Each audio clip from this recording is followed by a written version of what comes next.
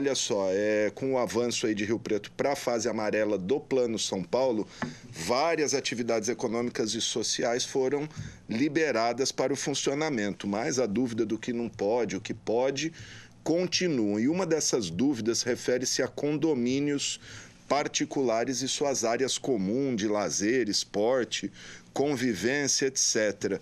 E para tirar essas dúvidas aqui com a gente, convidamos a advogada especialista em direito condominial, doutora Cleide Camareiro Ferreira, ela que é também coordenadora da Comissão de Direito Condominial da OAB Rio Preto. A doutora Cleide está aqui no Zoom comigo.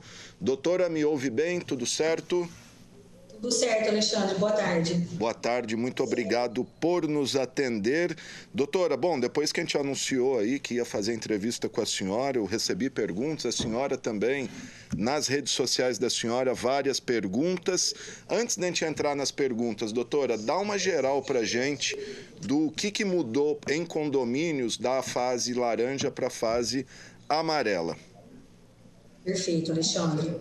A gente tem um cenário no nosso município de inovação aí, porque nós estávamos vindo na fase laranja, num cenário bem crítico, e aí o nosso governo do estado de São Paulo, com o monitoramento desse plano de acompanhamento do Covid, a gente tem a falsa impressão, às vezes, de que o plano amarelo é muito mais tênue. No nosso município, a gente tinha uma legislação que até então não tinha sido pronunciada expressamente sobre condomínios.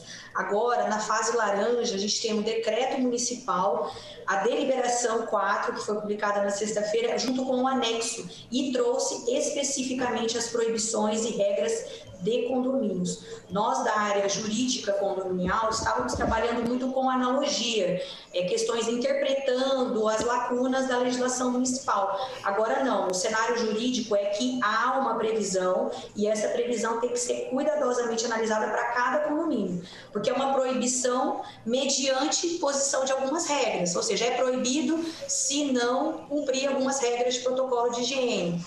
Então, é nessa situação que a gente tem que tomar o cuidado. E ainda, agora mais do que nunca, é indispensável aí uma orientação jurídica aos condomínios, aos síndicos, à categoria condominial em si. Porque aí, no jornal de ontem, da noite, feriado, todo mundo na praia, né? Aí começa, hoje choveu de pergunta nos condomínios. Se todo mundo vem para a praia, por que eu não posso usar a piscina do meu condomínio? Como eu estava na fase laranja, que era mais tênue, agora eu estou na amarela, então agora pode liberar tudo. E-mail para o síndico, e-mail para a administradora, olha, a gente está ou não está numa fase mais branda do plano do governo de São Paulo. A questão a ser analisada é exatamente essa. Apesar de ser uma fase mais branda, o nosso município, através do decreto, ele editou normas de protocolo de regra sanitária para condomínios na fase amarela. Então, cabe aos síndicos, aos administradores, zeladores, o cumprimento dessas regras. E aos condôminos, cumprir, né? Para apoiar toda a sociedade. Isso sob pena de multa para o condomínio, se não cumprir, e para o condômino, se descumprir a norma do condomínio, é isso? Exatamente, muito interessante esse ponto de vista, porque nós temos duas situações. A gente tem um descumprimento de uma legislação que impôs algumas regras, então essa legislação vai ser aplicada uma multa para o condomínio. Então, o condômino que fala, não vou cumprir, se adotar uma postura como daquele desembargador, não cumpre ponto porque eu não sou obrigada a cumprir um decreto, o condomínio vai ser multado e essa multa, além do condômino poder ser multado por infração de uma regra que veio por força de lei, portanto não há necessidade de ter uma assembleia nesse sentido, ele vai poder responder pelo prejuízo que ele dá causa ao condomínio. Então, é muito, muito importante os condôminos terem isso em mente. Olha, as convenções condominiais, a legislação condominial, ela traz expressa a regra de que o condômino que der causa ao aumento das despesas do condomínio, ele é obrigado a reparar. Portanto, então, tem uma área comum, o condômino não está usando máscara, o condomínio vai ser multado? Vai. E essa multa pode ser repassada para o condomínio infrator. Ok, bom, vamos passar as perguntas aqui, que são várias, doutor. Inclusive, eu quero deixar o WhatsApp aqui à disposição, pedir para o Tiago pôr o WhatsApp aí. Se alguém tiver dúvidas a respeito de condomínio, pode enviar a pergunta aqui para a gente enquanto a gente estiver no ar. Bom, doutora, a primeira pergunta inclusive é de uma colega nossa aqui da TV, a Renata Arantes, porque o marido dela é síndico do condomínio que eles moram. Precisamos saber sobre higienização da academia entre um usuário e outro. Cada um leva o seu álcool em gel e paninho ou o condomínio que tem que arcar com essa higienização? Já bem, Alexandre, área comum é responsabilidade do condomínio. Portanto, a desinfecção e a higienização é responsabilidade do condomínio. Mas isso não impede, ou melhor, não retira a obrigatoriedade do condômino também ter o seu asseio pessoal. Portanto, é indispensável que ele porte o seu tubinho de álcool em gel para fazer a sua higienização e o condomínio faça a higienização por outra atividade. Como, por exemplo, liberou a academia no condomínio. Ok, vai ter que ser implantado um regime de uso para a quantidade de pessoas que tem capacidade e no revezamento de aparelhos tem que ser feita a higienização.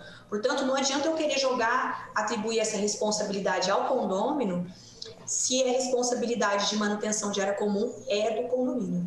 E aí, completando a questão da academia, tem que ter horário marcado? Como é que fica a questão da academia nos condomínios? Segue o decreto das academias, comerciais? Como que funciona? Segue o decreto, a gente orienta sim que siga o decreto, tá? E indispensável a questão de existir alguém para fazer a limpeza. O que a gente tem recomendado é que pessoas do mesmo grupo familiar utilizem no mesmo horário, e aqui entenda-se grupo familiar, é importante esclarecer que são aquelas pessoas que residem no imóvel, não é o tio, o primo que está fazendo uma visita, é o morador realmente do local. Então, separe, divide por grupos, então vai funcionar a academia das 8 às 13, aí das 14 até às 18 ou até às 20 horas, e nesses períodos serem feitos os agendamentos. Minha família, apartamento tal vai utilizar de tal hora a tal hora, apartamento de tal hora, para o condomínio poder se organizar com a faxina, com a limpeza e a desinfecção desses locais. Ok, então tá aí responsabilidade primeira do condomínio.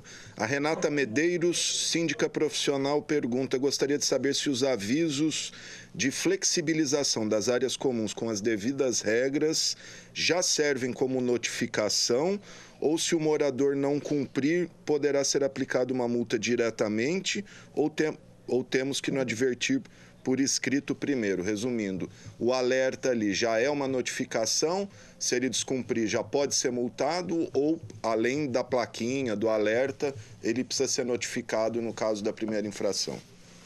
Não tem necessidade dele ser notificado, porque se trata de uma imposição legislativa. Não é uma imposição interna do condomínio por regimento, é uma imposição que veio por força de lei, e na máxima jurídica a gente tem a definição de que ninguém é obrigado a deixar de fazer, senão por força de lei, né? Fazer ou deixar de fazer, senão por força de lei. Então, já pode sim ser aplicada uma multa, mas como a gente está num momento que é novo para todo mundo, o que a gente tem orientado é o dever de informação. Então, quanto mais informação tiver, menor vai ser a reincidência nesses casos de aplicação de multa. Porque já estamos numa situação... Desculpa, pode falar. A gente já está vivendo uma situação financeira delicada para muitos condôminos, então ficar aplicando multa não vai atingir, às vezes, a finalidade, vai até dificultar a condição financeira do morador. Ok.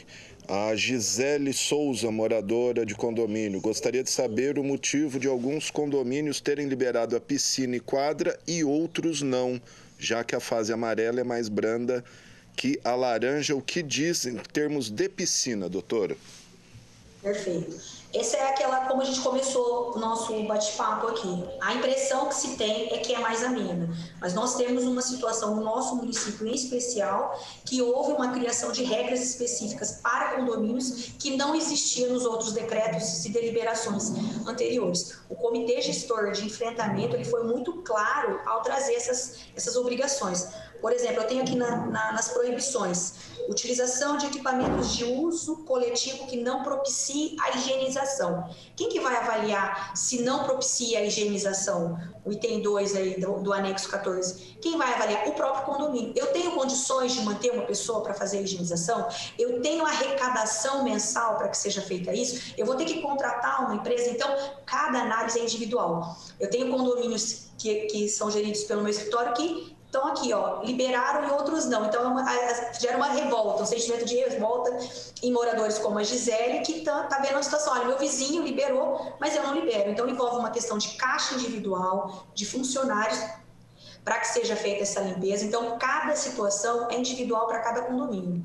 Então, tem que ser avaliado. E a situação da piscina em especial, Alexandre, é uma situação ainda muito nebulosa, porque não se sabe, não se tem nenhum parecer oficial de como é feita essa higienização, se há transmissão na água, se não há, se a limpeza por cloro é suficiente. Então, a gente não tem um conhecimento claro e técnico do que seria a higienização de uma piscina. Seria só a limpeza das bordas? Então, a gente não tem essa informação técnica para passar, e o município também não deu essa orientação. Então, ele só falou, olha, se não der para fazer a higienização, não usa. Então, cada condomínio está avaliando individualmente. E parece que nesse caso mesmo vale para clubes, né? Clube pode até abrir, mas numa piscina parece que está proibido. É isso, doutora? Não é isso, por conta dessa situação da higienização. Como que vai ser feita a higienização na rotatividade? Até agendo um grupo familiar. Vamos lá, tem uma família de 8 pessoas. Eu vou agendar no clube. E a outra família de 4 pessoas posterior a mim vai ter que pegar, depois que eu utilizei, sem higienização? Que segurança ele tem, né? Então, aí parte para aquela questão de que a responsabilidade de manutenção do uso comum é do condomínio, da associação, do clube e tudo mais. E a questão de quadra, doutora? Quadra e área de lazer, porque a mesma Renata perguntou a questão do playground, o parquinho de criança. O playground, ele entra na regra da desinfecção, ou seja, se for possível a higienização, ok, pode liberar para o grupo familiar, fazendo a rotatividade, realizando a limpeza. Agora, os esportes coletivos estão proibidos. Eu não posso ter aglomeração em quadra com mais de 3 pessoas, excetuando a contagem do grupo familiar. Então, eu estou lá em casa, eu e meu filho, eu vou jogar bola. Aí eu vou ter que chamar mais 2 para jogar bola comigo. Eu não posso jogar coletivamente bola. Mas, então, por isso que as quadras também têm sido mantidas. Mas nada impede, às vezes, muitos condomínios estão liberando a realização de personal trainer, delimitada essa quantidade de pessoa para fazer a prática esportiva nas quadras. Agora, a peladinha e o racha tem que ficar de fora mesmo. Não pode, né? Não tem jeito. Aí chega uma pergunta aqui, aí acho que não é tanto de condomínio. Carlos, o que abre nessa fase, pois muitos moradores estão questionando, não sei se ele está perguntando o que abre no condomínio ou o que abre em geral. Mas aí eu acho que é bem genérica a pergunta. Vou passar aqui para a Ana Lúcia, que é síndica. Vou reabrir a piscina, mas com agendamento por família e por um determinado tempo. Preciso tomar algum cuidado? Acho que a senhora já respondeu aí, né? Nesse caso, eu acho importante a gente ter um dever de informação. Esse protocolo de Rio Preto aqui, nessa deliberação 4, ele trouxe muito claro essa responsabilidade do condomínio no dever de informação. Aí, fazendo um paralelo com a legislação civil, que traz a responsabilidade do síndico, é indispensável que os síndicos, os presidentes das associações, deem essa informação, afixando as informações. E quando eu digo isso, tem que ter o protocolo sanitário. Mas todo mundo já sabe como tem que usar máscara, mas todo mundo já sabe que tem que passar álcool em gel, mas o dever de informação visual é trazido na legislação. Então, para que você minimize as responsabilidades do condomínio e pessoal do síndico e presidente em alguns casos, você tem que comprovar o cumprimento dessas regras. Então, eu vou reabrir a piscina, vou cumprir o protocolo de higienização, ok, informação, horário, para que o direito de uso de todo mundo seja preservado, e os protocolos muito claros lá, olha, utilização somente em grupo familiar, tal hora, agendamento prévio, nesse sentido. Muito bom. Aqui o Alan está perguntando, e também já falou, podemos reabrir o campo e a quadra? A senhora já respondeu. E ele pergunta também, a área de passeio deve continuar fechada? Deve ser pista de caminhada, imagino.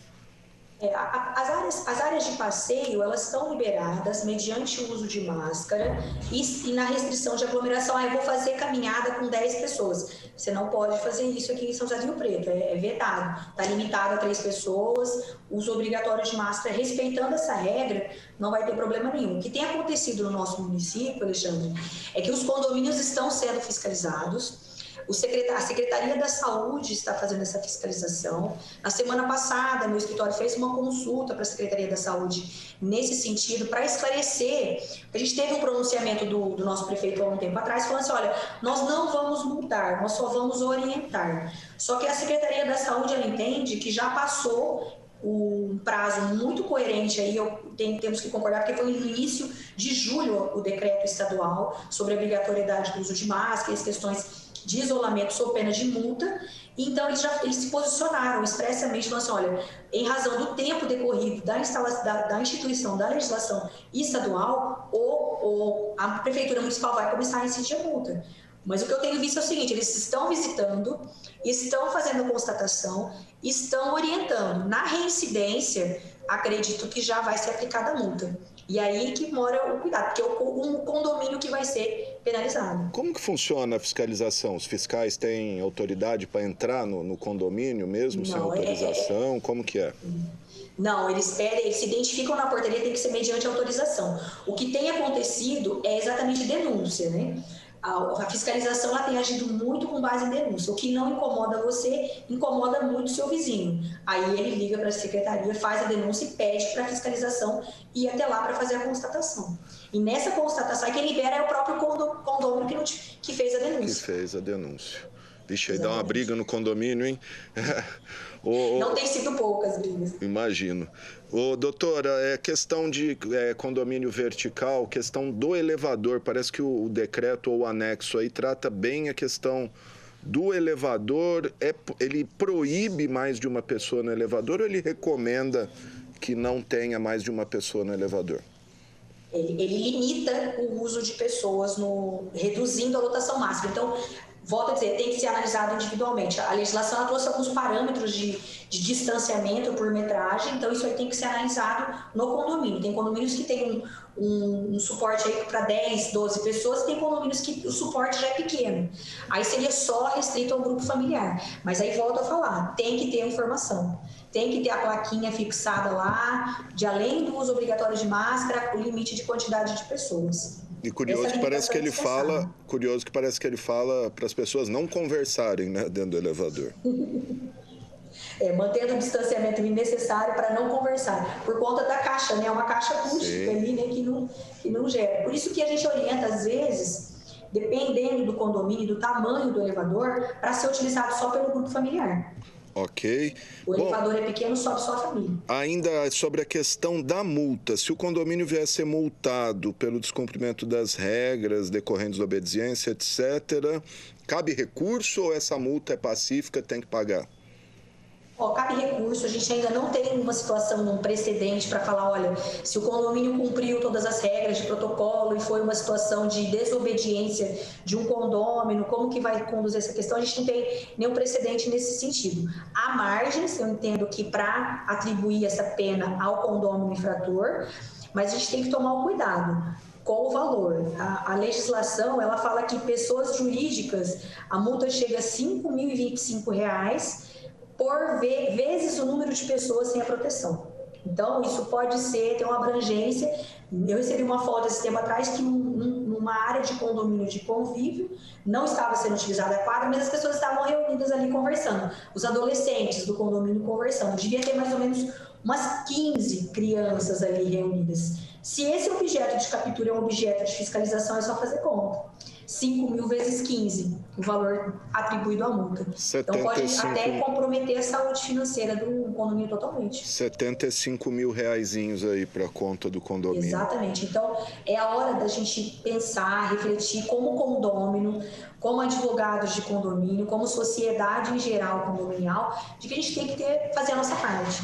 Porque o condomínio vai arcar com essa responsabilidade, mas ela pode ainda ser atribuída ao condomínio. Então não adianta falar assim, eu exijo meus direitos, você também tem deveres, né? Então, nesse contraponto, os síndicos têm se colocado em situações extremamente delicadas, porque às vezes exigir, só o grupo familiar que entre no elevador, a pessoa que chegou junto se sente às vezes preterida de ter deixado a outra entrar antes dela. Então, são todas situações de convívio que têm se agravado intensamente nos condomínios, tem causado discussões extremamente acirradas aí entre os condomínios, amigos que deixam de ser amigos aí por conta da situação de pandemia, porque todo mundo já está numa situação esticada ao extremo. São 7 meses de isolamento e tem pessoas que realmente estão isoladas dentro das suas casas. Então, a intolerância está a nível altíssimo, então a gente tem que tomar cuidado.